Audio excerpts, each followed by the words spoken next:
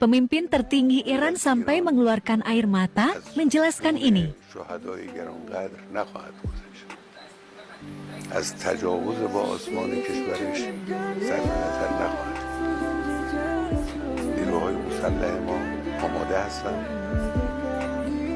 و مسئولین کشور و همه آحاد مردم پشت سر نیروهای مسلح احساس میکنند که باید در مقابل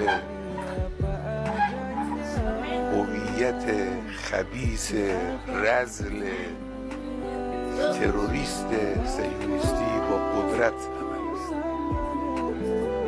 باید با قدرت عمل کرد و انشاءالله با قدرت عمل خواهد شد.